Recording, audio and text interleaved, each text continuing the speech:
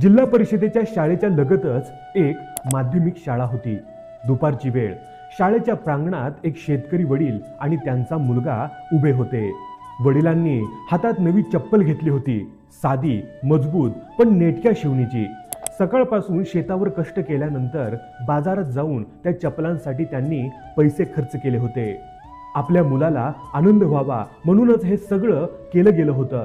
पण त्या मुलाच्या डोळ्यात आनंद नव्हता। तो 8वी 9वीत शिकत होता। त्याच्या वर्गातील मुलांकडे ब्रँडेड सँडल, रंगीत बूट होते। त्याला तेच हवे होते। मला हे असली घाणेरडी चप्पल नको, तो मोठ्याने ओरडला। त्याने चप्पल उचलली आणि रागाने वडिलांच्या पायाशी फेकली। वडील थिजून गेले। त्यांच्या ओठांवर शब्द नव्हते, डोळ्यातले पाणी मात्र दाबता येत नव्हतं। मुलगा पाय आपटत आत वर्गात गेला। वडील मात्र तिथेच उभे राहिले।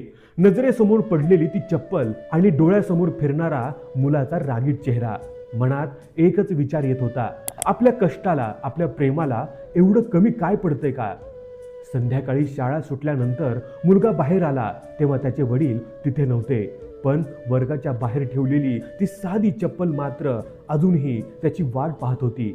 आपण नेहमी लक्षात ठेवलं पाहिजे, ब्रँडेड वस्तूंपेक्षा बापाचं प्रेम मोठं असतं आणि त्याच्या घामाच्या थेंबांनी विकत घेतलेल्या वस्तू त्या खरं तर अमूल्य असतात। मित्रांनो, या व्हिडिओबद्दल तुमचं मत काय आहे हे आम्हाला कमेंट करून जरूर कळवा।